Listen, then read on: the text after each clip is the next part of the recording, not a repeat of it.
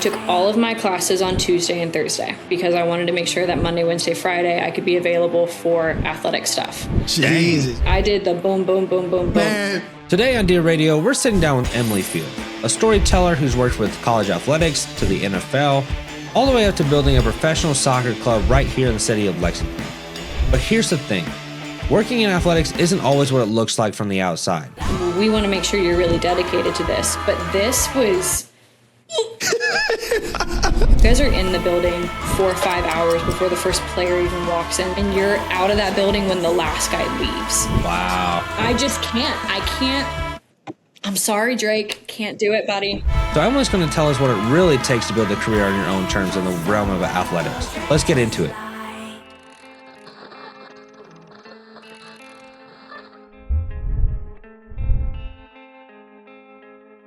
Let's go ahead and start the show. Emily, welcome to Dear Radio. It's episode 90-something, 96, 95, 96, 7, something like that. Yeah. Yeah, man.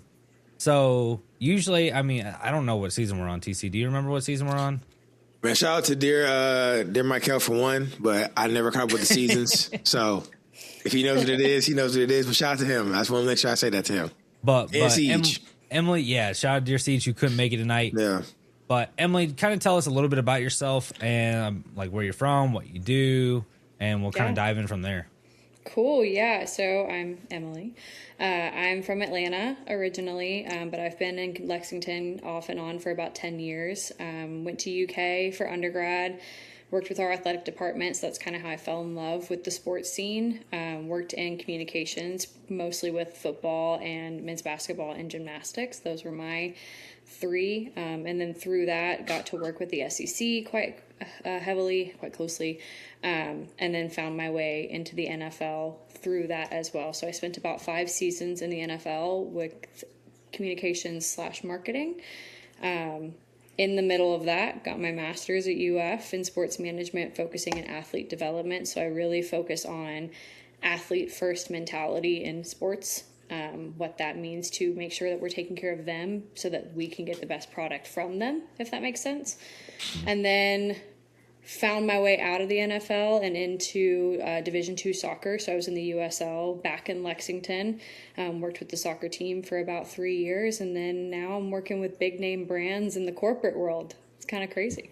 Look at you, all grown Look up. at me. I know. That's a journey. It's a journey, all right. That's a journey. That's a journey. Dang. Yeah. So let me ask you this, because I've always wondered this, going to UK and living in Kentucky for all my life. What brings people out of state to come to the University of Kentucky? Yeah, I was a little bit twisted. My mom's from Lexington, so I always had the Lexington connection. I have blood blue since I was not even born, I swear on my life. My mom claims to this day that the reason I was born is because the Cats won the championship in '98, and then a week later I was born. So Love that. I believe put that out there. Love that. Well, not a week later, but not too long later. But my major also was only in Kentucky. So I actually got to come here on the Common Market Scholarship, which is like if your major isn't offered in your state, and it has to be like very specified things. So I studied integrated strategic communication, which is a very fancy way to say like PR and advertising and digital media and response, basically all in branding and campaigns before branding was a real term. So I got to come here on in-state tuition, which was really cool. Nice. Love that. Sick. Yeah. That's a huge thing these days because tuition's getting out of hand. Yeah. It's getting especially out-of-state tuition for UK. It's nuts. Yeah, I was about to say. Oh, yeah. Because If I didn't go in-state, I would have been paying probably $30,000 more than I did, which is Yeah, see. not worth it. Couldn't do it. Because I've always had people in my classes from like California, Seattle, like they're just like, University of Kentucky sounded cool. I'm like, what the heck do your parents do? Because I know that tuition's crazy. Yeah. So I've always wondered that. I wanted to cheer here, so I was a gymnast and cheerleader my whole life. Shit. And Kentucky was the pinnacle of cheerleading. Yeah, it was. And I actually got the opportunity to, come up and be a part of that program in a different way. I've had 4 knee surgeries, so actually cheering was not in the cards for me. Jeez. But being a part of it and being a part of that like culture and tradition of athleticism is what I wanted. So can't beat 24 national titles. Yeah, that's You don't get that very often. No, No. you don't. that's crazy. Overall, at your time, did you enjoy Kentucky? Because actually, I didn't find this out till I think me and you talked last time we were together. But we were actually at UK during the same time. TC was there too. So I'm sure me and you ran into each other and ran past each other working through athletics. But For sure. overall, how was your undergrad experience at UK? I loved it. I loved my time. I was also in a sorority, so like I was very involved on campus in so many different areas, and I got to experience so many different avenues from that. But I also was the kid who was like, I'm never going to come back here when I leave. Like, I did my 4 years, and I loved my 4 years, and they were awesome, but like, sayonara, never coming back. So then when I found myself back in Lexington, it was like, oh, okay, this is actually home. Like, I love this place. I really do. Yeah. It's crazy that you said that because, like, my senior year, I was fed up with UK. I was fed up with Lexington, fed up with UK parking, transportation, all that stuff. I was like, I'm done. I'm leaving. I'm going to Tampa, and I'm never coming back. And then as soon as I went down to Tampa, I was like, yeah, Tampa's cool, but it's like I miss Lexington. And then again, somehow I found my way back up here. I was like, yeah, I love Lex. I can't get enough of it. My mom told me that growing up too. I think she's been trying to get back to Lexington since the day she left, and she left in high school. So when I left college, she was like, don't wish it away because you're always like, you don't know what Lexington is until you leave it. Yep. And then I left it and was like, oh, like that is home. Like that's the place I made home, which I hadn't ever really had before. Like I'd been in the same place for most of my life, bounced around a lot when I was little, but from Atlanta and was there most of my life. No desire to go back. Not a single ounce of me wants to go back to Atlanta. But the minute I left Lexington, I was like, ooh, I kind of want to go back there. I kind of love that place. Yeah. Lex Vegas for a reason. Yeah. Lex Vegas. Try to tell everybody. See, they let people on here don't be trying to admit to the Las Vegas vibe. That's a vibe, dude. That's a vibe. Because I was the same way. I was like, man, Lexington. But then when I left, I was like, boy, ain't nothing that beat Lexington now.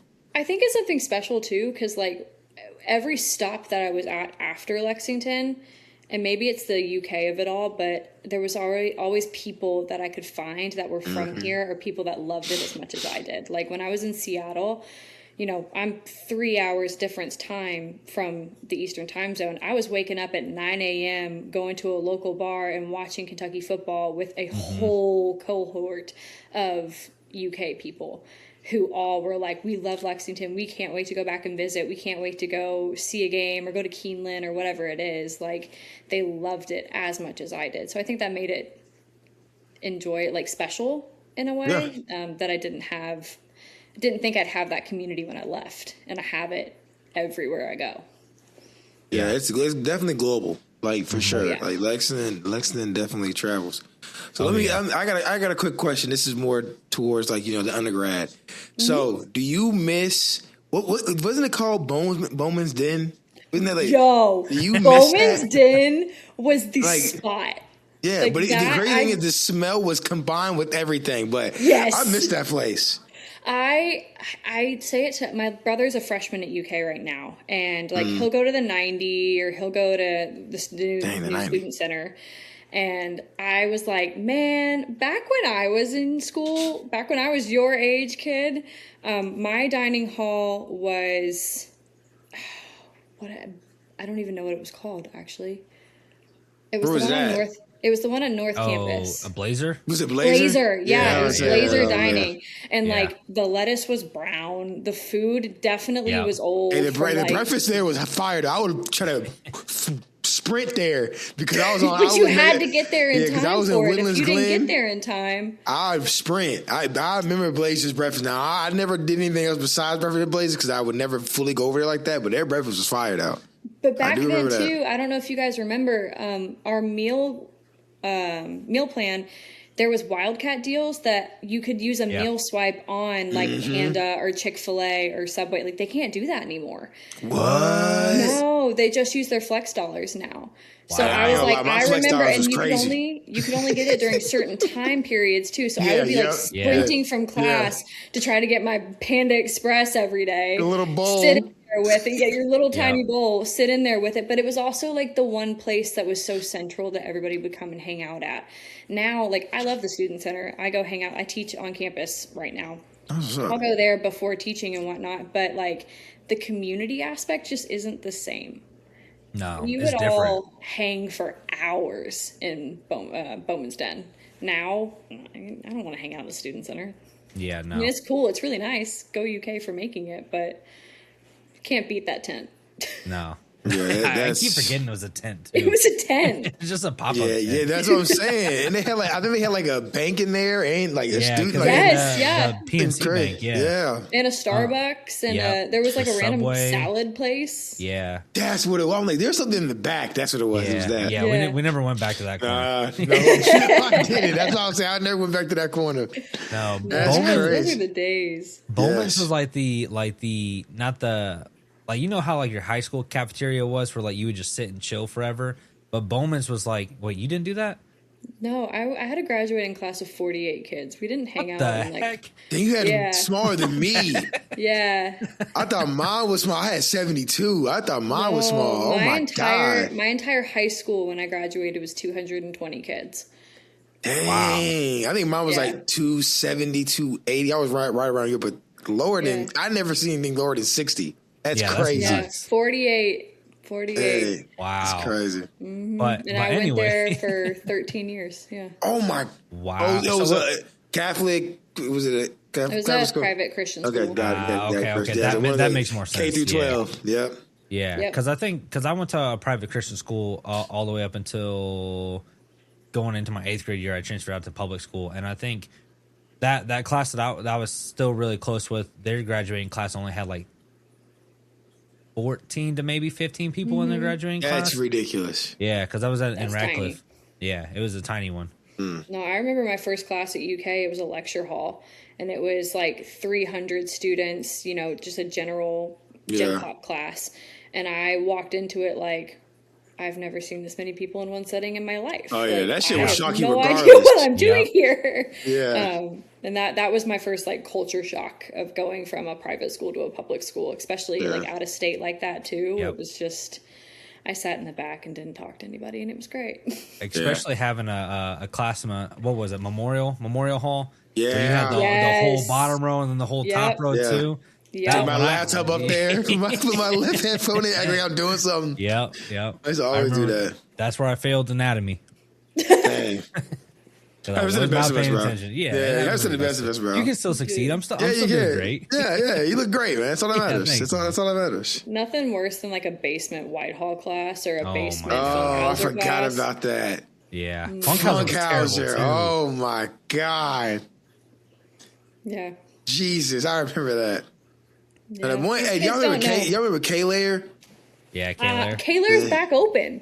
Is Thank it? God. Yeah.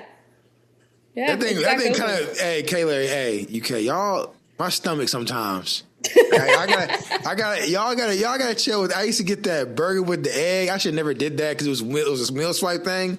One time, that thing. Well, that's The why. only I thing had at to Kaler run. you need to get are their chicken tenders. Yeah, I know. Chicken I tenders know. at I Kaler. know that Chicken tenders are now. good. I know that. And that's one thing I got. But I got that one Anything time. else, let's hold off. And oh my God, I never ran so far, man. I would never do that again. He was worse than the Taco Bell because the Taco Bell was not real meat. I was Nah, staying on that. not That that was one. not real Taco Bell. That was an inserted Taco Bell for college kids. That was not real meat. I was staying on that. No, I agree. It's not even there I'll anymore. testify with you. No, it's Yeah, not. I know. Ovid's is gone too. I was like, Yeah. dang. The kid's missed out, man. Tell Did y'all. did they miss out or did we suffer? That's the question. I Probably think a little suffered. bit of both. A little bit of both. Suffered. You got to be able But to it suffer. wasn't. a It little bit. It's wasn't. It still wasn't college. the worst though compared to what it could have been with our parents and my sister. What they had to go through in the 2010s and shit. That's fair. That's I mean, fair. just look at my dorm freshman year. You remember that, TC? Yeah, yours is. Yeah, I was in Woodland Glen. I was with the football team. So you know the Blaine and Kerwin towers. You were in K and Yeah, B he Tower? was. So I wasn't Yeah. in the tower, but I was in the base. Like the base, you know how they had like the Yeah. floor. I was in base, That's floor so gross. 3. I think. Yeah, it was gross. We had dudes like one we had because like Woodland Glen and every other dorm they Yeah. had their own like showers and stuff like that. We had Yeah. community showers and bathrooms and stuff like that. So we had one guy, he would go around. I don't know why we did or why he did this. Not we. It wasn't me. I'm not not admitting to anything here. Let me clarify this really Let me clarify. Well, we had this one dude who would literally go around and take all the toilet paper and like jam them into the toilets and then like flush them to where like none of our toilets would work. I heard about this actually. Yeah, so that was in my dorm. You guys had like overflow flooding all the time. Yeah, because that's why. Because some kid kept putting the toilet paper rolls in the toilet.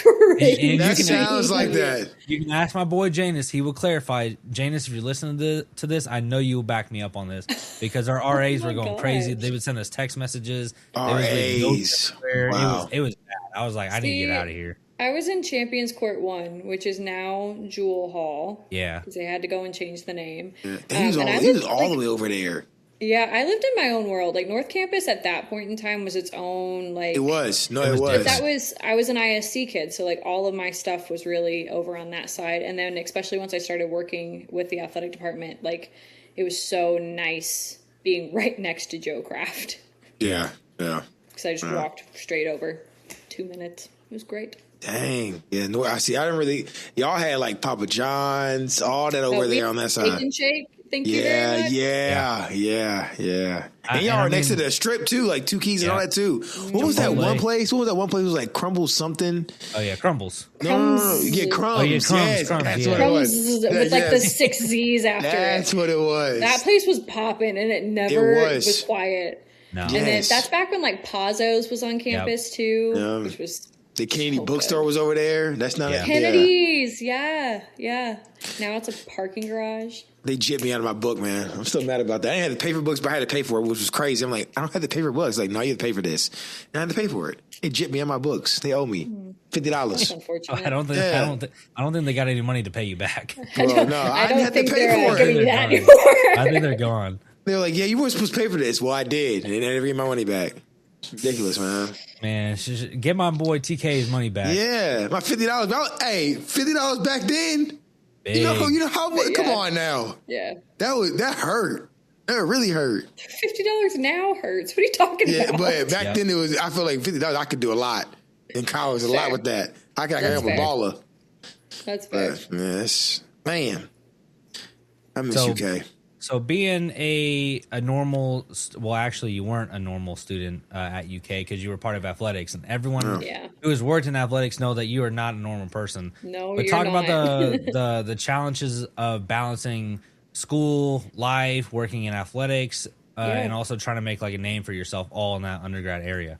Oh gosh, I was such a teacher's pet. Back then, I was such an overachiever, which like I still am. Don't get me wrong. I'm very much your stereotypical like oldest daughter, high achiever, striving for the best at all times, right? But the best way I can ever put it into words was my senior year.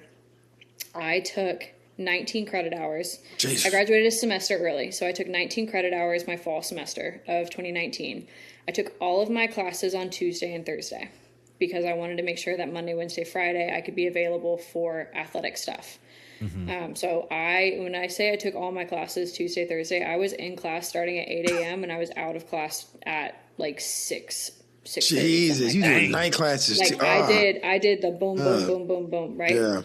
I took one night class that went till 8:30 on Tuesday, so I really was in like a 12-hour day. But, and this is where the high overachieving stuff comes in.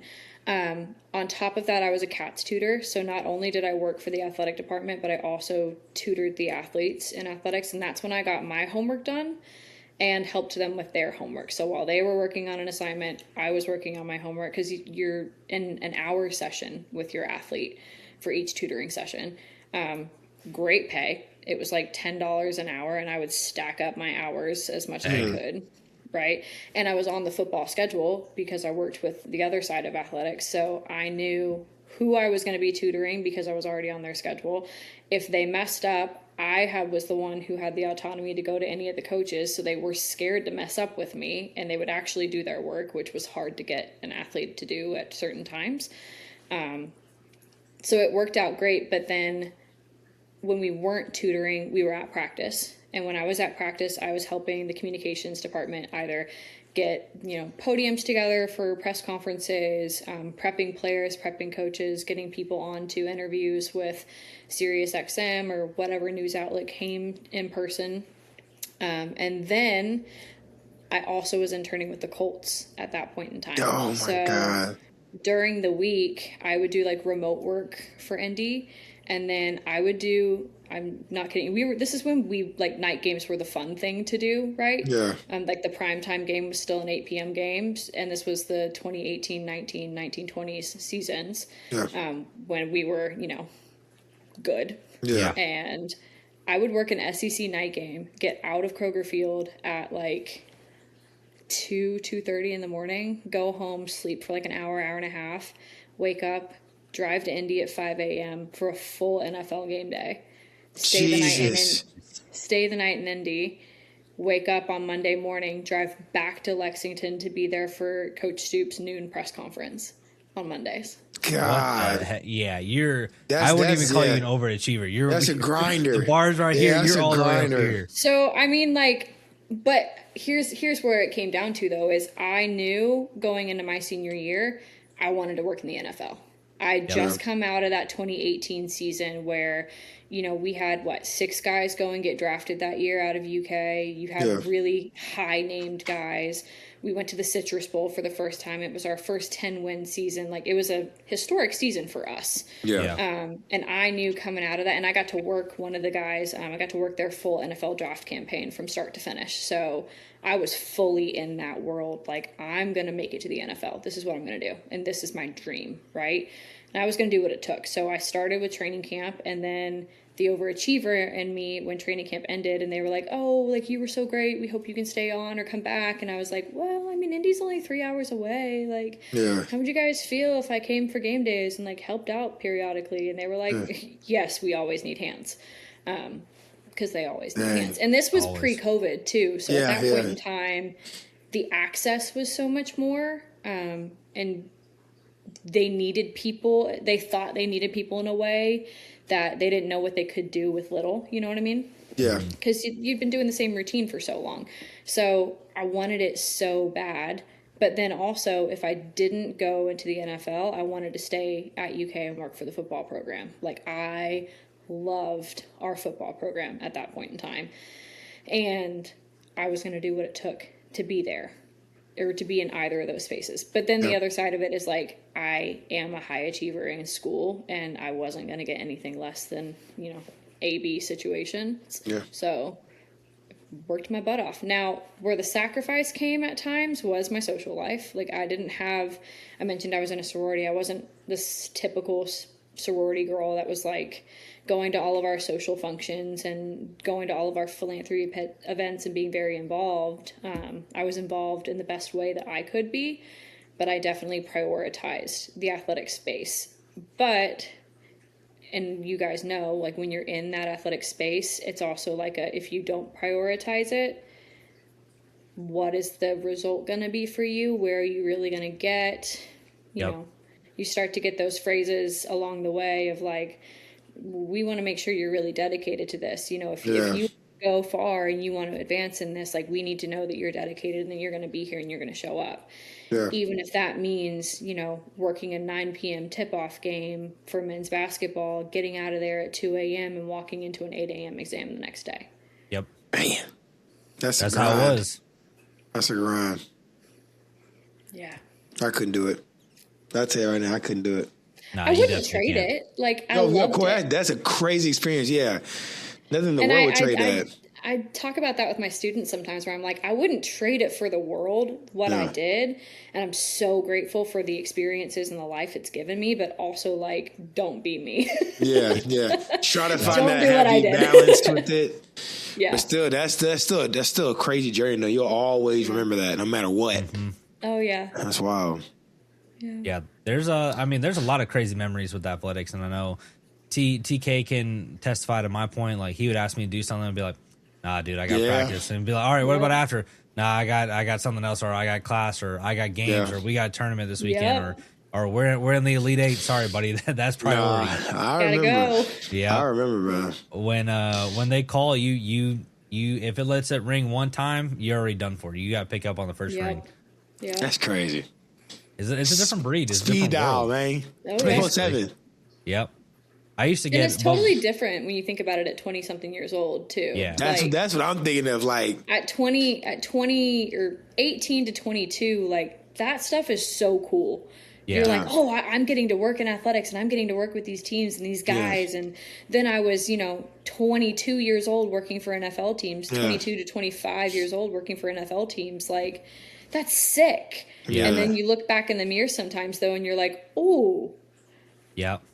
Yeah. Ooh, you did a lot between the ages of 18 to 25 when, like, look at what your friends did from 18 to 25. Not to say that either experience was wrong, but there's definitely things I look back on and I'm like, oh, I wish I would have done this more. Like now that I now that I go to football games, I'm like, oh, I love tailgating. I'd never done that before. Same. I'd never I feel you.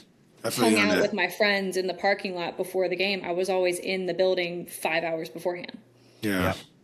It's crazy, like looking back on it between like, I mean, with how similar our journeys are, just kind of looking back at it, like you said, that 18 to 22-year-old version of yourself where you're really trying to make a name for yourself in athletics. And you're like, I'm willing to do anything. Like, I'm going to say, I'll be that yes man, yes woman, whatever it is, and be like, I'm going to do it. And then 10 years later, you're like, why did I burn myself down to the ground for that? Like, I could have easily been like, nah, like, sorry, I can't. Set those boundaries earlier to help set up a more positive career for yourself.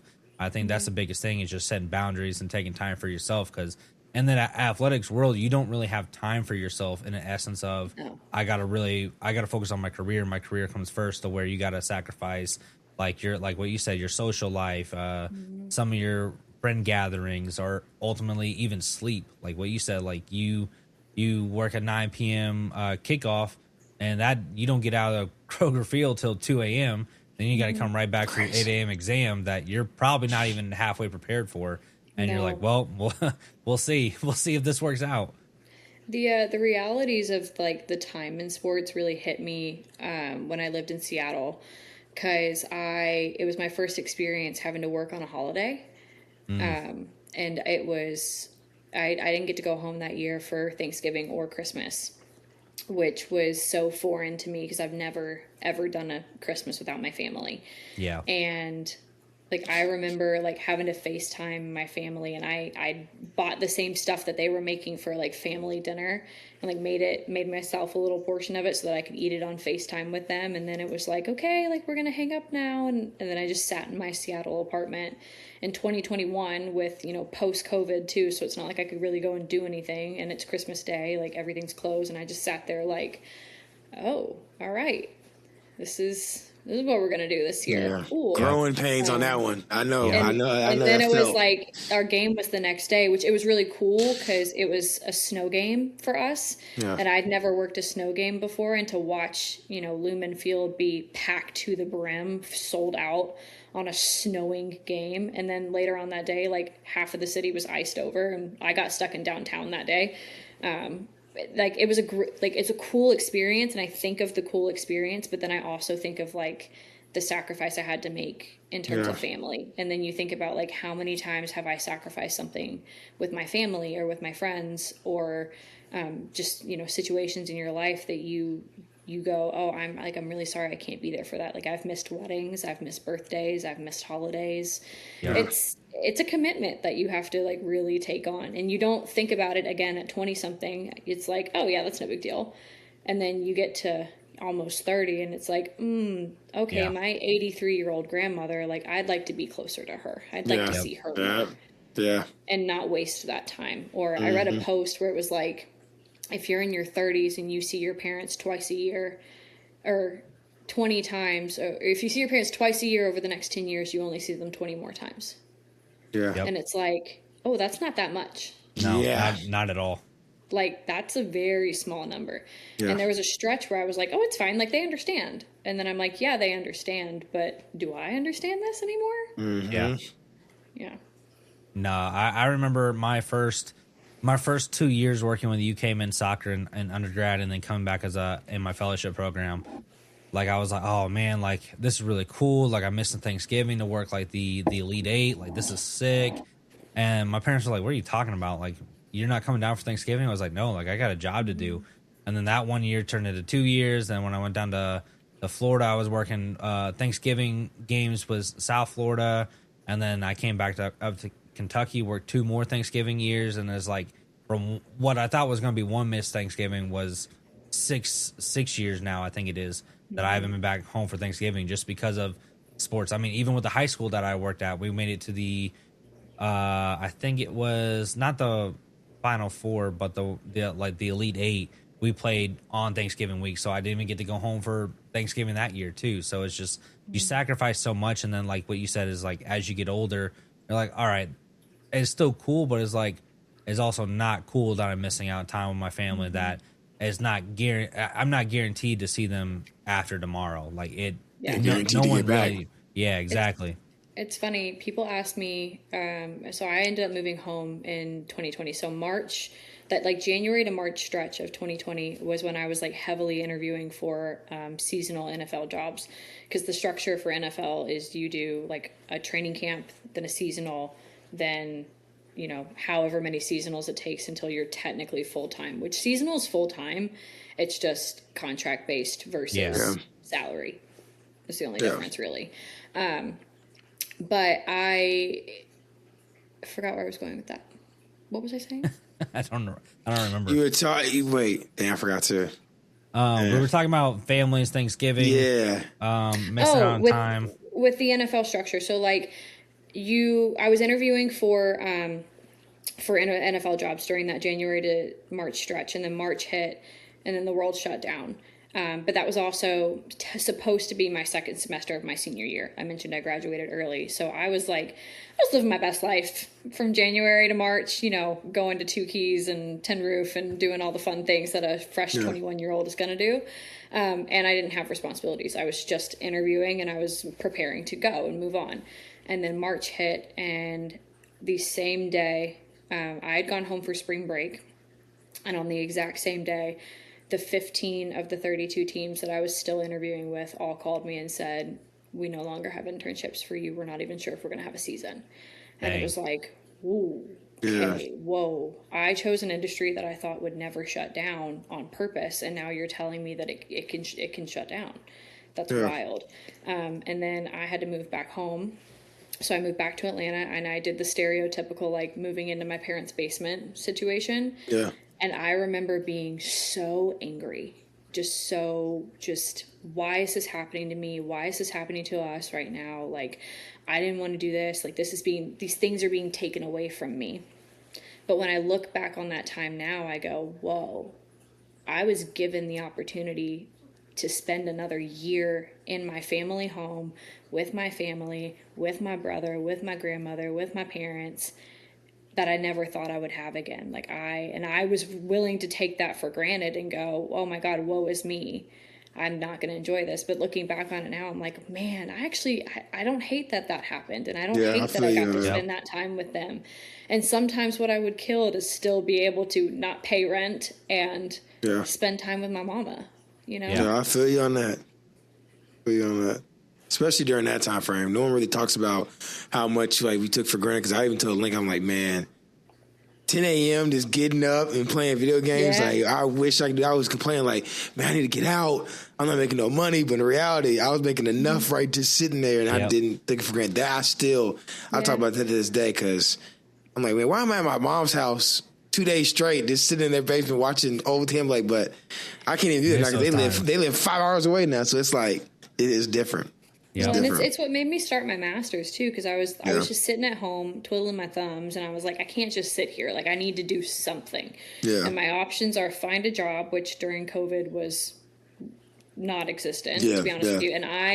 And some context too, I've got, at the time, my mom and my grandmother both have autoimmune diseases. So entering and exiting the home at that point in time was very, very scary. Yeah. Very big deal. And that's why I was kind of the designated person. Like, I lived in the basement, and for the most part, like, I could go upstairs if I wanted to, but we had an exit to the house. So I was the one going to buy groceries. I was the one going to do things. And every time I went to go buy stuff, I'd come home, I'd put it in the garage, and then I'd go downstairs and quarantine for a couple of days.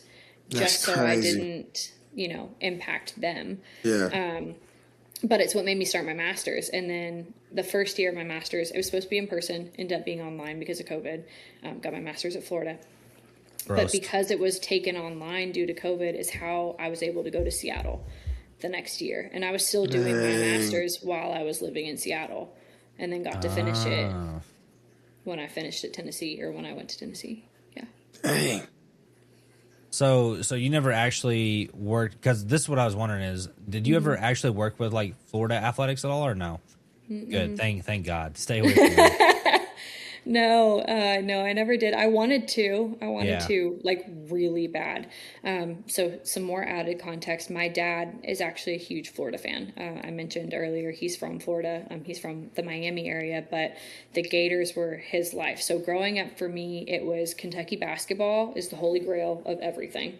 We love Kentucky basketball. But then Florida football was kind of the other, pinnacle in my household. And these were like, growing up for me, that was like the Tebow years, the Urban. Chris Leak. Hey, I was a Florida fan back then. Because I met Tebow. Hey, that was ridiculous times. And it's like, I think back on it now, you know, I used to complain about watching sports with my parents, but I have so many fond memories of like watching these teams and thinking like, oh, wow, what I would do to meet Urban Meyer or Steve Spurrier or, you know, I mean, I met Cal, but like, you think of these people as legends in a sense, and then you get to work in the spaces that those people were once in. Like, I will never forget my first game at Rep Arena, ever. It was, because to me, magical. To like childhood me, that was everything, just the most magical. And it's to this day, I'll go to games with my boyfriend and I'm still the one standing there mouthing, you know, welcome to Rep Arena, home of the greatest tradition in the history of college basketball, because in my soul it is. And then he's a Virginia Tech fan looking at me like, would you stop talking? Blah, blah, blah. No, I will say that because I wasn't Kentucky till I got to Kentucky, but it's definitely a movement. It's definitely a movement. Something so special. And then so I wanted that same experience at Florida. Like, to this day, I've never seen a game at the Swamp. And it is like one of my top bucket list items. And that's all I wanted, was to be able to work a game at the Swamp. And I never got to because of COVID. The Swamp is nice. I've been there one time. The Swamp is nice. The Swamp is nice. Let me tell you, the next time we play there, I've already got my tickets booked. I've made that. I've made that very clear. Hopefully we win, because we both kind of bad. Football for Florida ain't kind of bad. Hope for the Cats moving forward. They're rebuilding. We got some. Although, hey, I like that Florida staff a lot. Now, granted, I've worked with some of those guys. I worked with John Sumrall when he was at UK. I worked with Brad White when he was at UK. But like, I like that staff. I wouldn't count them out. Maybe not the first year, but SEC is just so loaded, man. You got Lane and LSU now. Like, it's just loaded. It just But you know what I like is, like, we're all kind of on an even playing field right now. Like, the talent's I don't know, because Texas got Arch. It's just he might finally be who he's supposed to be. But he's got to be. He's got to be. I feel like, that's right. You're right. It's more level than it has been when it used to be just Georgia and Alabama destroying everyone. Yeah. Well, but it's also like, how many teams got new head coaches this year? Five SEC schools are rocking in with basically a brand new coaching staff at each spot. Your guys are not the same anymore. You're trading them in and out every single year. Like, that's true. There's something different to be said about those. Like, I'm, you know, the old head preacher of wanting that like vet team that's been there for 4 years, which I'll be very interested to see how this whole executive order thing goes forward with the NCAA and those rules. But I like it right now. I think it's an interesting time for college football. It's way different than what it was 10 years ago. Yeah, I mean, Vandy's winning games. That should tell you right there. Vanderbilt's winning football games. Then That money. I mean, NAL. That's painful. They actually had something like, man, Vanderbilt football, like that's Vanderbilt sports outside of baseball. Yeah, outside of baseball. Yeah, how about I say they're nice baseball. You're kind of right. Their basketball and football kind of been mediocre for years. Yeah. Dang. So while you were completing your master's, talk to us a little bit about how Seattle, how you got involved with that, and just that overall experience. Yeah. Seattle's my favorite experience that I've had in my career thus far. And I'm so particular about saying that. I got the chance. So Seattle was one of the 15 teams that I mentioned that I was talking to prior to COVID. And then they were the first team that called me when it opened back up, like when the world opened back up kind of thing. This was May of 2021. So we're basically a full year past the last time I spoke to them. But I'd stayed in contact with them. Like, I'm the nerd that will reach out via email, just being like, oh my God, I saw you guys did this. Great job. Congratulations. Or hope you're doing well. Like, I'm constantly staying engaged in somebody's inbox so that they don't lose my name or my face. Like, that's my number one piece of advice that I give any student is, like, reach out. Don't be afraid to cold call somebody. Like, you probably will be the annoying kid, but we expect that and we like that kind of thing. So I'd stayed in touch with my boss, Julie is her name. And she called me. I remember she called me in May, and it was just one of those phone calls out of the blue that was like, hey, I know you were interviewing for this a while ago. Like, would you mind hopping on another phone call and just like rechecking in if you're still interested? Absolutely. 100%. Jump on this phone call. And I had like an impromptu interview with the whole communications department. So it was like 4 or 5 people on this call. And I remember thinking I did so bad. Like, there's no reason that I should have got this position. But what I didn't know is that the girl who was interviewing against me last year was actually one of my cohorts from UK. And neither one of us knew that the other one was in the interview process. Her name is Kristen. She is a freaking Wonder Woman in New York now as a publicist for ESPN. Like, oh wow, amazing girl. Slash the Walt Disney Corporation. But she pulled her name out of the hat. And Julie was like, she gave you a full recommendation when I said we're interviewing another Kentucky girl and like we want you here. And I accepted it on the spot. I didn't think, I didn't blink, I didn't care. I was coming out of COVID. I wanted to be in the NFL so bad. And the one thing that nobody really told me going into sports that an expectation was that you go where the job is. You don't get to pick where you're going. So for me, I was like, if I don't take this opportunity right now, like, I'm never going to get it again. So I hung up the phone, and I remember looking at my mom and going, I think I just committed to moving to Seattle, Washington. And she said, do you know how far away that is? And I said, uh-huh. And I remember I got an apartment. I bought, rented it, or signed my lease sight unseen, and I packed my car up, and I drove 3 days from Atlanta all the way to Seattle. And it was awesome. Like, it was a really cool experience because I drove out there in the summer. My dad drove with me, and we made a whole like trip out of it. And we went to Montana and Idaho, and we stopped at like multiple landmarks along the way. It was cool.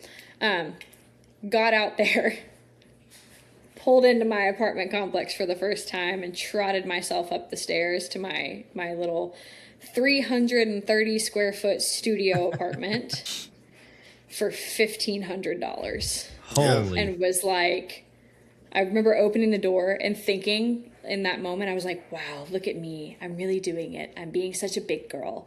Like, I'm an adult. I have my own space. And I'd like sent furniture to the apartment.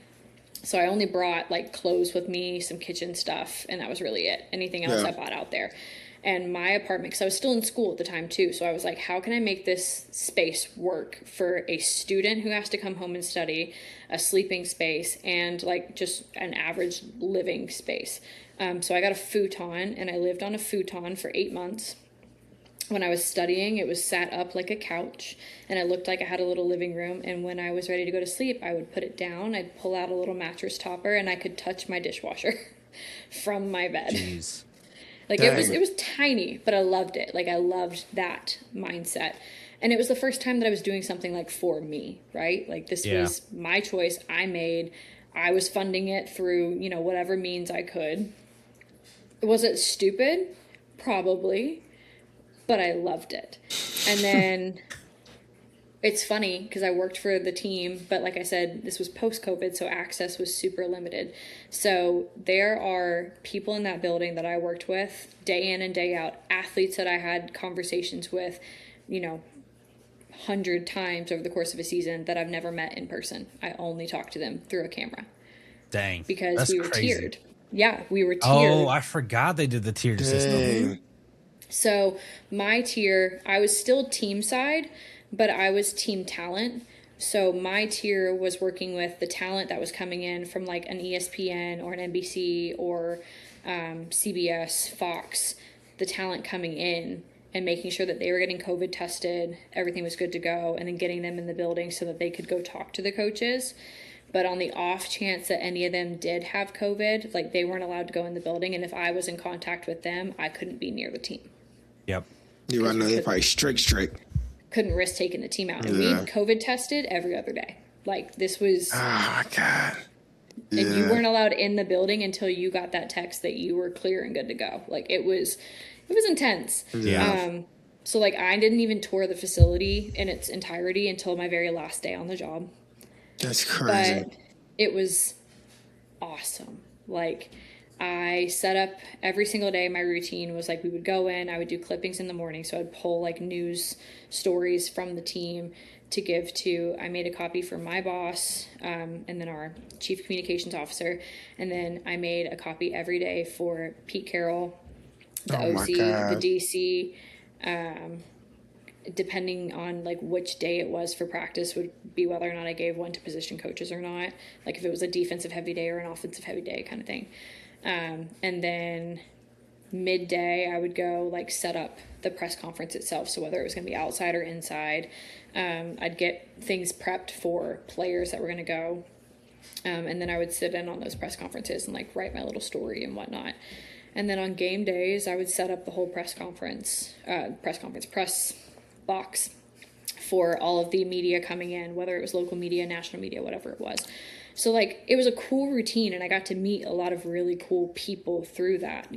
I got to meet Pete Carroll, who in my head is one of the greatest coaches that's ever worked the game. Like he is so smart, but he's also so kind and so intelligent, and just he cared so deeply. And that's the one thing about Seattle is like their staff and their ownership at the time cared so deeply about what they were doing, why they were doing it, who was involved with it. You met just some of the most genuine people.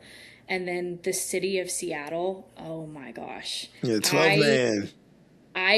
Living inside of a city like that was terrifying to me. And I come from Atlanta. I grew up in the city. I'm from Buckhead. I know what city means, but this was claustrophobic and tight. Yeah. But to see the people come out the way that they do, and to see the people support in the way that they do, I never understood what being a 12 was until I was in that space.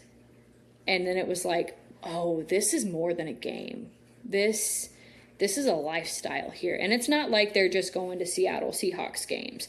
Lumen Field is right next to T-Mobile Park where the Mariners play. And I mean, if you could have a doubleheader in a day where you had a mid-afternoon baseball game and these people are walking across the street to go to the Hawks game that night, they're not just a crazy, fan of man. They're a fan of, everything. The Hawks, the Mariners, the Storm, the Sonics, even though they weren't there at that point in time, and they're coming back. Yeah. The Kraken. I was there for the Kraken. I heard the Kraken games are crazy. I heard the Kraken games are so fun. I know I got people that live out there. They hear Kraken games are crazy. But they love Seattle. Yeah. And they love Washington State.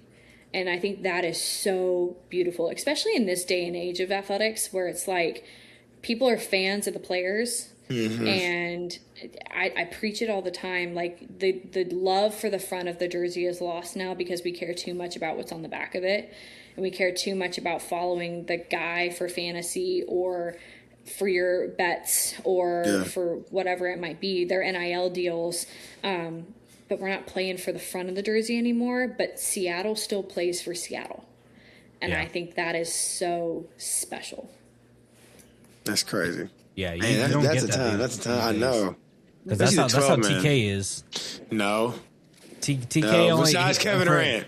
And Ronaldo. But Ronaldo, he's European. You can't count those teams. He's European. They still count. Him going to Juventus, man, that does not count. They still count. That absolutely counts. No one follows soccer like that. That would be like telling me today, Andy Robertson announced he was leaving Liverpool club, and my heart broke in half.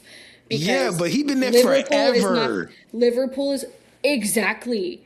That's the point. The tradition of the team. He doesn't get that. I was the same way when Trent Alexander-Arnold left. I was peeved when Trent left. Yeah, but I was the same way Ronaldo. when Mo announced he was leaving. I was the same way when Alex Oxlade-Chamberlain left Liverpool. Y'all doing Mo kind of bad. He wasn't even somebody that mattered. Y'all doing Mo kind of bad, though.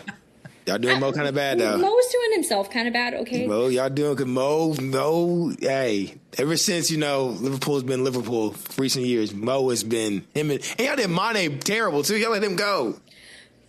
Look, Come on, I can't talk about the Stadio. I can't talk about Stadio. That makes me sad. That makes me mad. We can't be doing that. Look, but that's what I'm talking about. And I'm somebody like I've watched Liverpool since Stevie G was on the team. I love Liverpool. I've watched Kentucky since I was a kid. I love Kentucky. Back in the day, I was an Atlanta Falcons fan because we had season tickets, and I loved the Falcons until 28-3. Yeah. So I think that's all my Falcons fans. They still are Falcons. They just don't say it out loud anymore. No. It's like you got I have the pride for Atlanta. Don't get me wrong, but then I went through that phase of like, oh, I'm gonna I worked with these athletes. I'm gonna follow my guys wherever they go, and I'm gonna support them wherever they go. Until I worked in Seattle, and then I was like, no, this is my team. Like this is my team. I've never seen people rally like this. Like. Me on Super Bowl Sunday this year with my bucket hat and my scarf on, and I was the most obnoxious person sitting right here in my living room.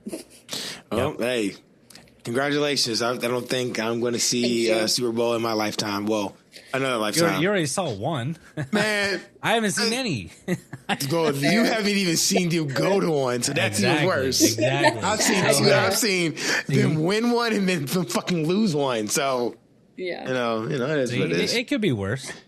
I mean, but then it's also like I got to meet Marshawn Lynch, and that was probably that was probably the experience. So I met Marshawn Lynch and I met Sherm both in that time out there, and I got to meet the whole Legion of Boom. I got to meet Cam Chancellor, Bobby Wagner. Bobby Wagner is somebody who I adore him for so many reasons. I mean, he won Walter Payton Man of the Year this past year, and he is the most deserving man of that title. Kindest, greatest human being, gives back so much to his community, but then also he's so smart. He's one of the only NFL players in the league that has no agent, and he does all of his negotiations himself. Wow. I did not know that. Yep, he does all of his contracts himself. Every single thing, sponsorship that comes across his desk or any kind of deal that he does with a team, he does it all himself. Because he said this in an interview once, and when I was out there, he was on the rotation of guys that was like weekly, right? Because he was the vet defensive guy on the team, like amazing. But he took the first 5 minutes of his presser every single week to talk about a local nonprofit or organization that needed the attention more than he did. And I always thought that was so special. And then he does this whole thing now where even in Washington State, DC, not Washington State, even in DC, he still gives a portion of those proceeds back to the Seattle community, which I think is so, so special. And that's where his home base is now, is Seattle, which I think is really great. Yeah. He was a stand. I was surprised when they let him go like that. All were surprised when he went to LA the first time. Yeah. Not as surprised when he left the second time, but yeah. But like you meet those people that you idolize for so long, and it's like, oh wow, like I get to do this. Like this is really cool. Yep. No, I mean that's. And then you meet some that are not so great. It's okay. Everybody says that. Everybody has that one. Yeah. We don't got to get into that. Maybe next time. But everybody has that one.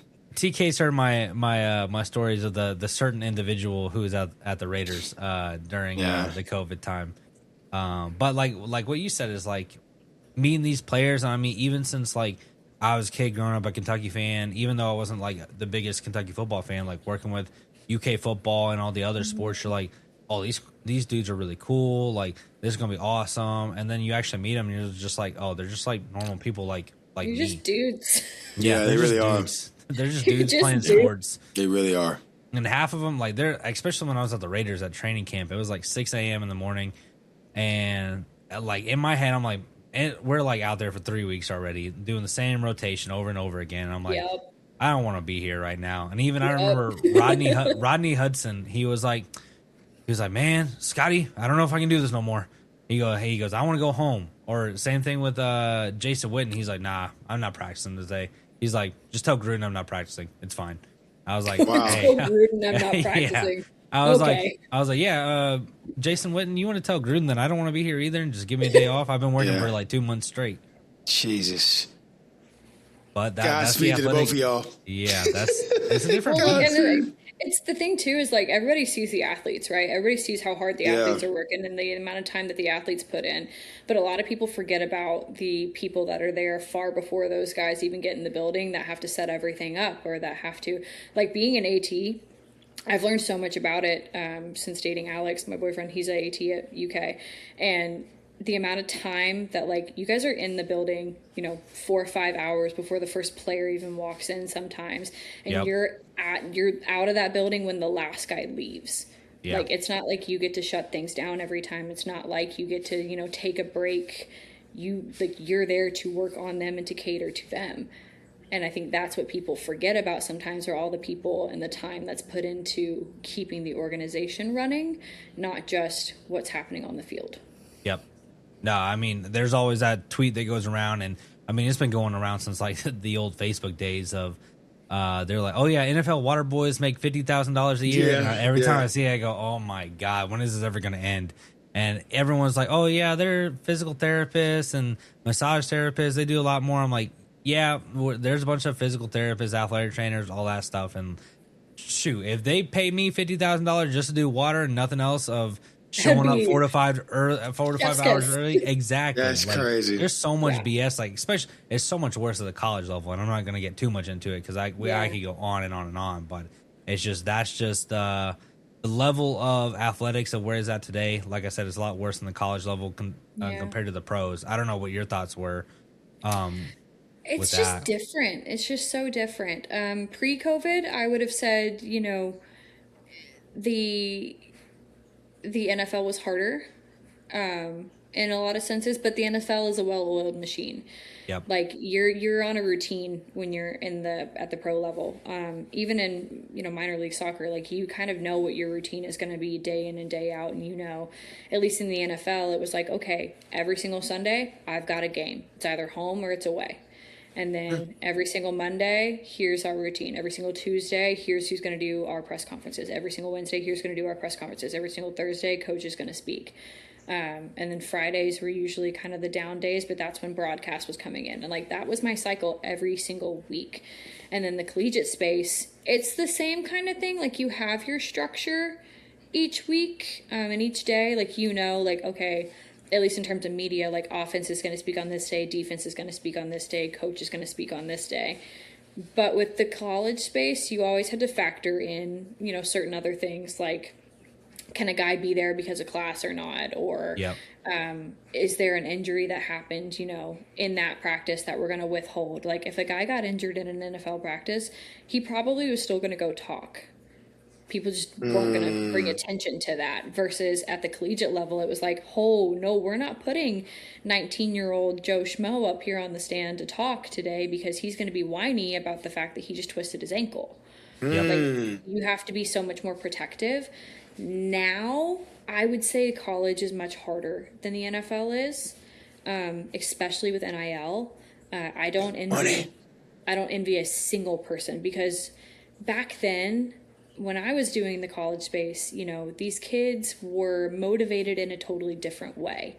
I can't tell how many stories I have of like the kid from a low income household that was like fighting for his spot on the roster to fight for his spot into the NFL to like give his family a better life. Right. And it was so many stories like that. Like we had something that we were fighting for. Not always that like drastic of a situation, but there was always some type of motivator. Now, it's really hard making under 6 figures in salary working your tail off 80 hours a week to walk into the building and know that the 18-year-old is making, $2 million. Yep. Tough. And it's like, oh, I'm busting my tail. And then, you are taking a gamble sometimes on like whether that kid's going to be respectful or disrespectful, because entitlement is a totally different ball game now. And I'm not saying every kid is entitled. There's still athletes that work insanely hard for what they do. Yeah. You can't be a collegiate athlete by it being easy. I don't say that ever.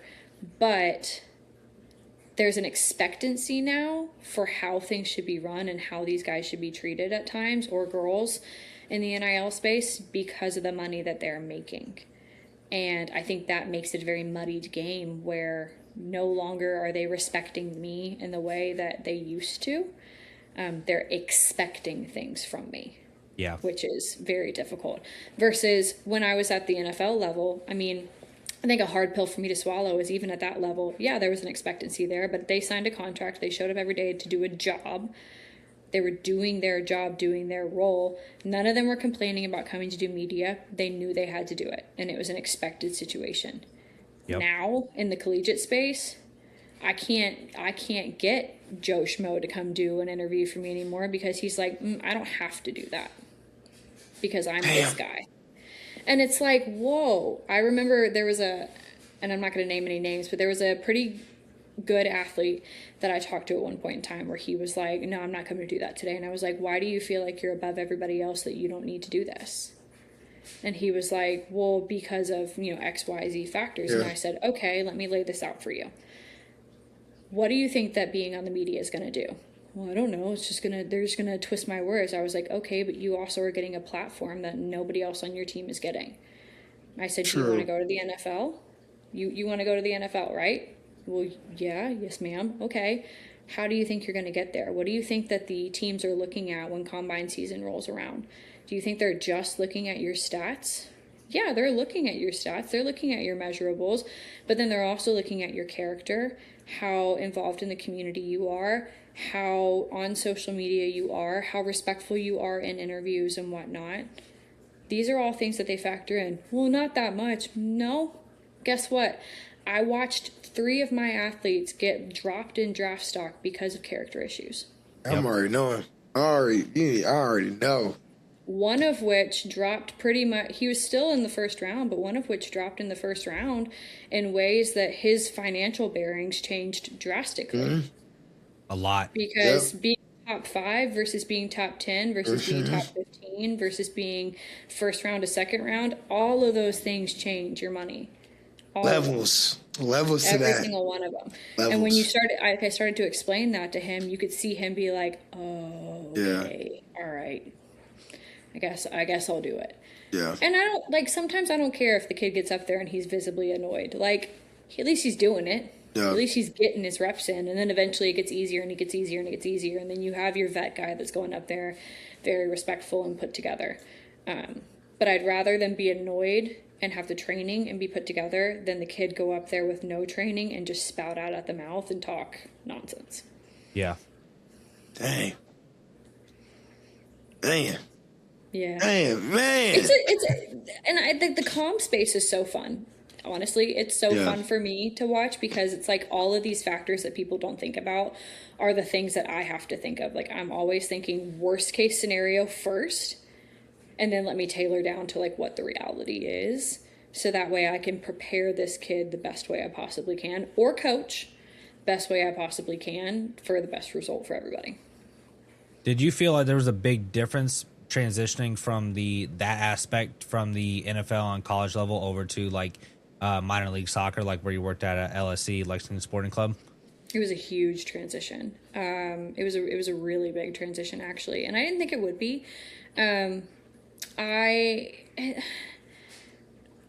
All of my experiences were so different, right? Like the Colts was a well-oiled machine, but it was pre-COVID and the access was so different. They could do so much more and have a little bit more fun and leeway with things.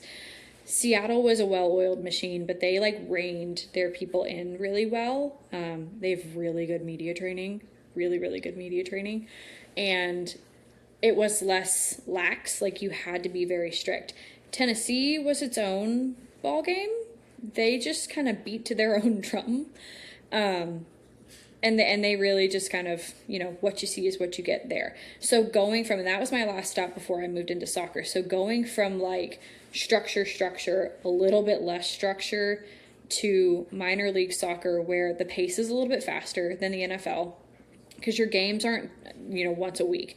You could have a Wednesday game and then have a Saturday game and then have, 8 days off and then go in on a Monday. Like, structure is very weird.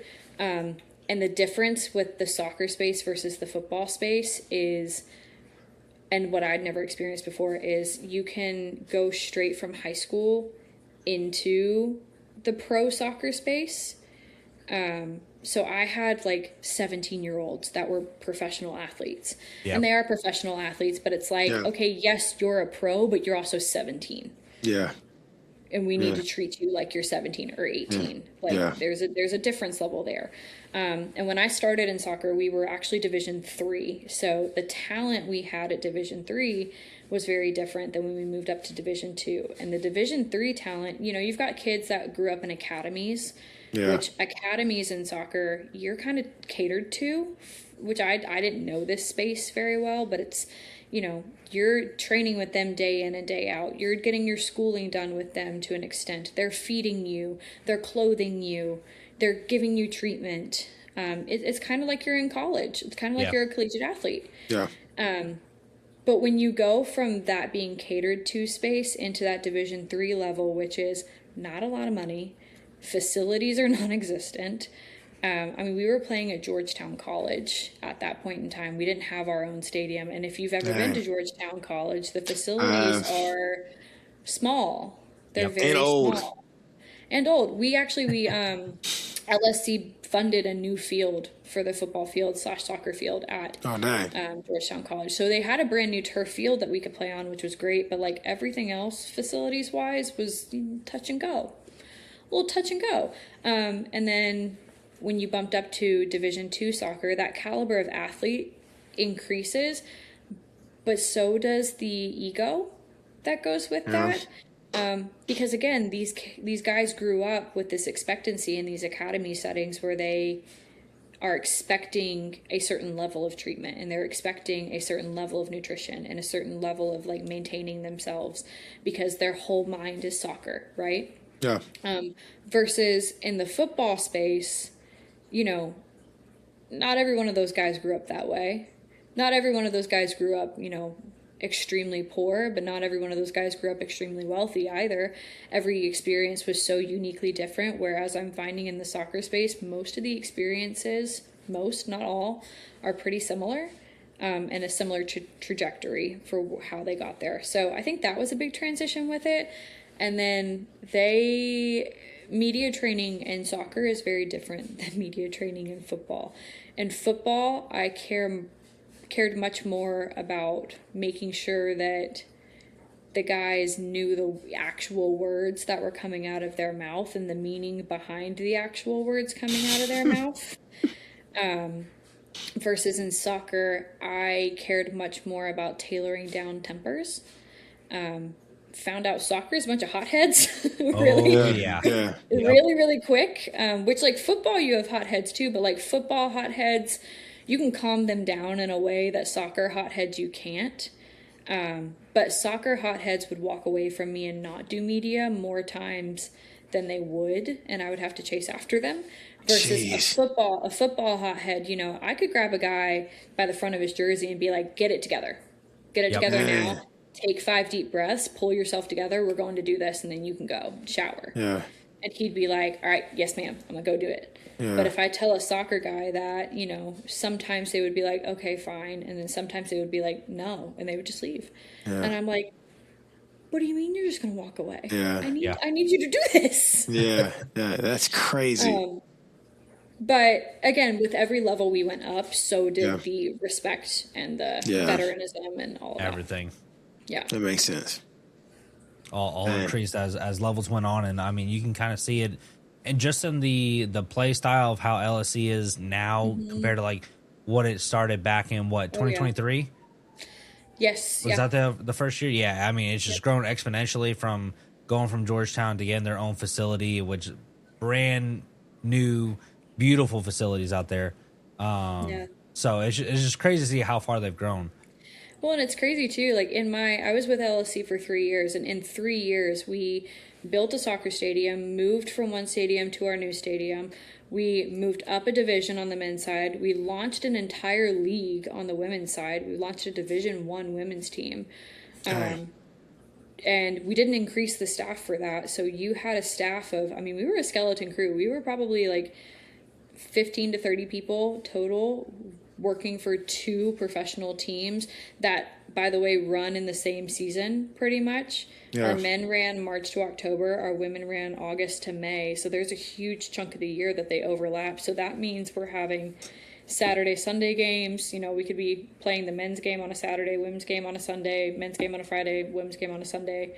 Like, or we could work literally a stretch that I worked right before I left. It was a Friday men's game, a Sunday women's game, a Wednesday men's game, a Saturday women's game.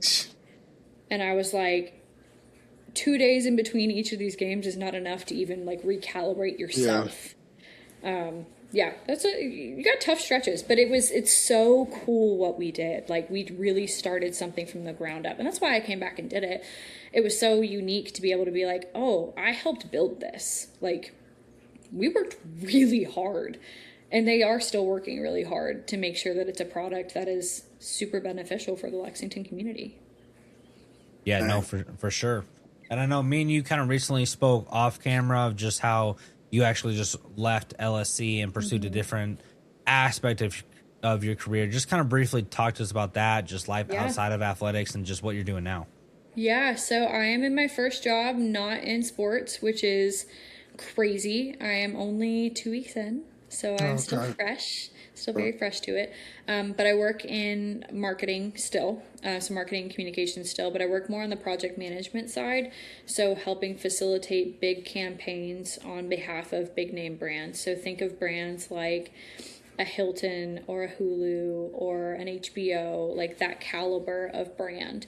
So it's really cool. It's something different, but I'm still using the same skills that I've used forever. Yeah. And I'm still getting to work with athletics in a different way, if that makes sense. Like, I just get to work on a different side of it now. But I did it because I love sports with the rest of them, right? And who's to say that I wouldn't go back into it one day? Right. But I kind of, like I touched on a little bit throughout, our conversation, is I really have missed out on a lot of things. And, my brother's a freshman in college now, and he lives 5 minutes down the road. And this year, throughout his freshman year, I maybe saw him 5-6 times. Now, granted, part of that is because he's living his best freshman life, but also part of that is because when he is free, I had a game or I was working. I've got grandparents that I want to make sure that I can still see and spend time with as they are getting older. I have parents that I want to spend time with and see as they're getting older. I have a partner who I want to build a life with and hopefully marry one day and create a new life with. Like, there are things that I wanted to do that it started to feel like sports wasn't very conducive to that space. And I was burnt out. I've worked in this industry for 10 years. I'm 28 years old, and I literally was coming home and like staring at a blank wall, and I wasn't talking to anybody. I wasn't seeing my friends because our cadence was so fast. I had knee surgery back in October, and this was really kind of when my mindset started to shift. I was down for this, I'd had 3 knee surgeries prior to this, but this one I was down in a way that I hadn't been when I was 17, 18 years old having surgery. I was, not an athlete anymore. My body doesn't recover the same way. It takes more time. And I was down for about a month and a half, probably 2 months. And it was my right leg, so I couldn't drive. I had to have my mom. She came and stayed with me. She drove me everywhere. But a month, I had a lot of grace from my job, and LSC was great. Like, they really worked with me to the best of their ability. But then it kind of got to the point where it was like, we need you back. Yeah. And then I was putting the pressure on myself of like, okay, like I'm going to go back, like we're going to make this work. And then I was, you know, if you've ever worked a game day, you're not sitting very long. It's not slow. Yeah. And I was hobbling around on crutches around a stadium.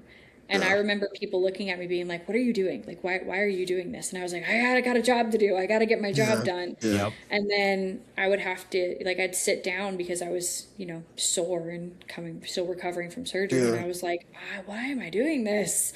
What am I doing? But I still loved it. And I think that was the hardest, and still is the hardest thing for me. And the conflicting thing in my brain is like, I didn't leave it because I didn't love it. Yeah. I love what I do. And what I did. And I still think I can do those things, even not being in it. You know, I can still stay connected with athletes. I've talked to my athletes from LSC probably every day since I left, with them asking me random questions about things or just checking in. Like, and I will always be the person that checks in on my guys and girls. But the passion for it wasn't the same. And I always used to laugh at my parents because they would be like, you know, your priorities are going to change. Like, I used to be I'm going to do my own thing and beat to my own drum. And that's why I moved across the country and didn't care. And then probably within the last year, like, so many things started to shift for me personally, where I was like, whoa, okay, this is what they meant by my priorities are going to change. Because suddenly I was caring less and less about working game days and being at those and being around the athletes, and I was caring more and more about the fact that I missed my grandma's birthday and I missed my mom's birthday, and like I didn't get to go home until Christmas Day, and then I only had 2 days off, and then I had to go back. Like, you just look in the mirror at some point and you're like, whoa, like I really want to be there for some of this stuff. So I did the scariest thing and I left. Yeah. And I still don't know if it was the right. I don't know if it was the right choice. Ling, you and I have talked about this quite a bit, where it's like, I'm probably going to have a few months of that imposter syndrome of like, did I do the right 100%. thing? Am I sure I did this? Like, you'll never really know. This. But I was also scared that like if I didn't do this now, I was setting myself up for a cycle that was so detrimental to where I was at physically and mentally. And if anything, like taking the time away from it, even if it's just a reset for a couple years, and I go, okay, you know what? No, I want to go back into this. Like, I'm going to figure it out. Like, I'll find my way back there if I'm supposed to. But I needed to do this. And even in the last 2 weeks, you know, my Aura ring is telling me my sleep is so much better. And my stress levels are way down. So wow, that's probably the I already know the stress has changed. That's what I'm saying. Crazy. But yeah, it's definitely like, it's the scariest thing I've done in a long time, stepping away from what I know and where my comfort blanket is. But it's been good so far.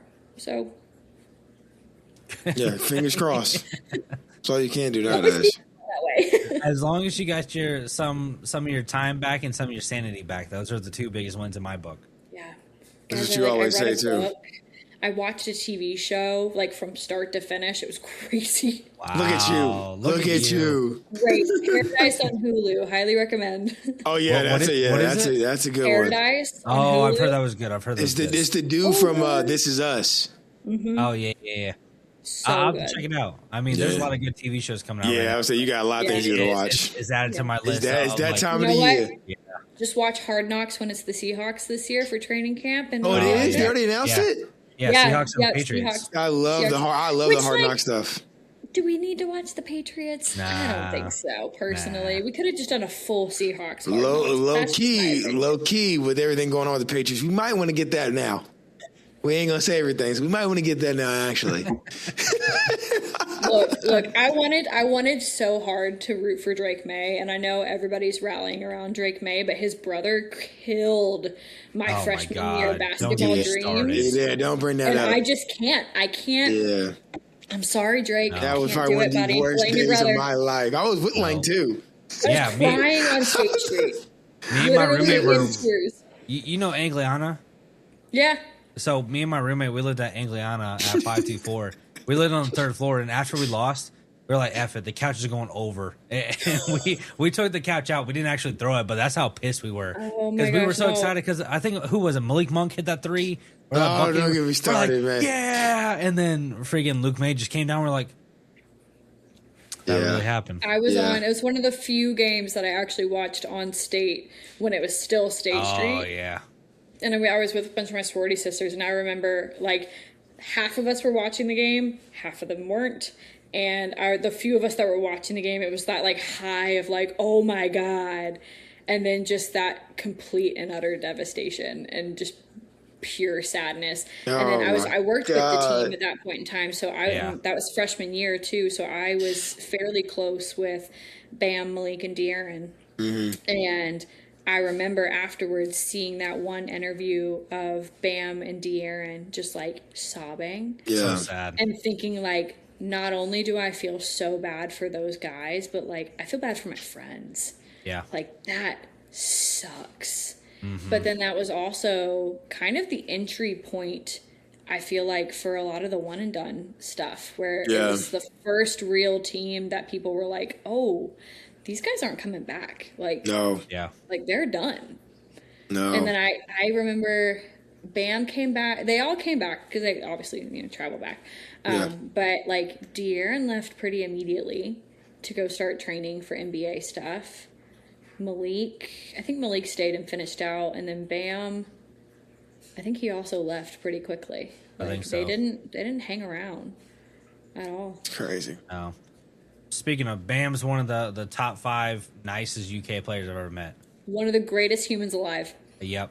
He came back one year when I was working. I was helping out with UK women's basketball, and I was sitting in one of the AT's offices, and Bam, like I saw Bam come in. I go, oh, that's Bam. Like, cool, whatever.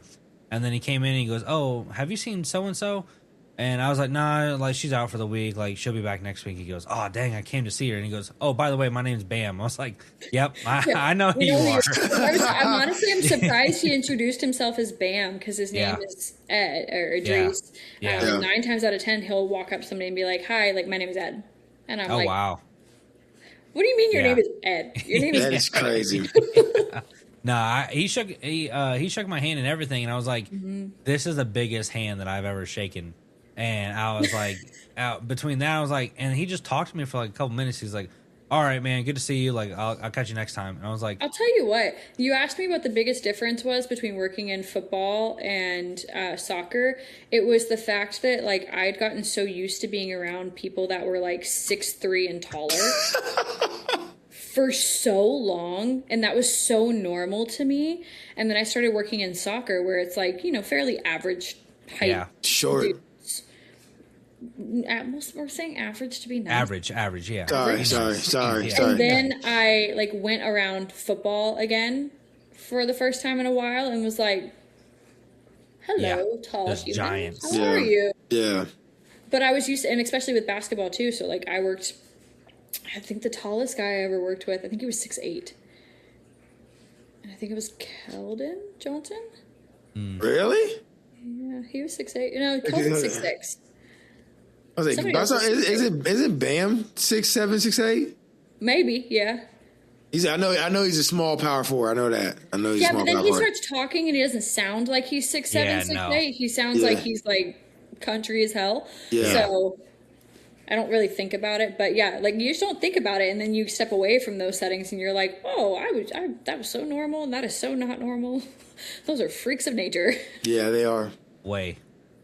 But I don't want to take too much of your time. I know we've kind of gotten a lot of your life story, a lot of pieces that we wanted to hit, and a lot of pieces that we didn't hit. And honestly, a lot of stuff that I didn't even know, and that's my fault. That's on me. Hey, keeping you on your toes. Got to. But before we wrap it up, I just want to go into our Make It Matter segment where we just talk about why people choose their career path or do whatever they do and why they make it matter. And Emily, with your story of just becoming an injured athlete to working with collegiate sports and at the professional level, like, why do you do what you do and why do you make it matter? Yeah, golly. I would say I started what I did because of an identity thing, right? Like, it was my identity. I was an athlete and I wanted to stay in it as long as I could. And then I fell in love with telling stories, and I fell in love with telling other people's stories. And the one thing that is so important to me is that a lot of times these athletes and these coaches and these people that we put on a pedestal, we assume that they take on the role of a role model. And that's a huge expectation to put on somebody, just because they get to be in a seat that we don't get to be in. And a lot of times when they get into that seat, their voice gets kind of retracted a little bit, and they don't get to tell their story in the same way that they would have wanted to. Or a portion of their story gets told from a voice that's not theirs. And what I fell in love with is learning these athletes and learning these coaches and learning these people and giving them a platform to tell their story in the way that they want to. Whether that's me writing it or whether that's me setting them up for an interview and tailoring, certain portions of that conversation so that they get to speak in a way that is meaningful to them. I fell in love with making the game human and reminding people that, we're all people and we're all living this life for the first time and we're all going through things in different ways. And if I can do a very small portion of helping somebody showcase that, that's enough for me. That's all I care about. If I can just walk into that building every day and make an athlete smile. Look, I had a kid from Wetumpka, Alabama, who lives in a single parent household, who literally sent his scholarship checks home to keep the lights on for his family. And he was the kid that had attitude issues and was your stereotypical don't talk to me kid. Yeah. But he was that way because he didn't want people to know that he was sending his paychecks home, his scholarship checks home. And he didn't go out the same way that his friends did. He didn't go do the things the same way that his friends did because he was doing something that was so meaningful to him. And something that was important to him was helping lower income youth, because he is one and he was one. So then I got him involved in situations in the community where he got to be with those people and serve those people. And then he became a little lighter and happier. And he was able to start sharing pieces of himself in ways that were relatable and that people understood him, because he always felt like nobody was going to understand. And it's things like that that matter so much to me. And I can't tell you, from the highest caliber athlete that I worked with to the lowest caliber athlete that I worked with, every single one of them has such a unique story and they all have a why.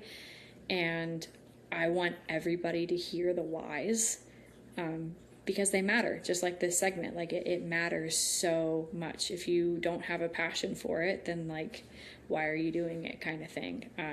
Which I think is something I struggle with in today's world of sports, is it feels like that passion and that why is less and less, because money is more and more, and social media is increased, and everybody has an opinion, so people aren't actually sharing their feelings anymore for fears of what the opinion is going to be. But if I could do a small role in helping show that in a way that was safe and comfortable and provided that space, then I did my job.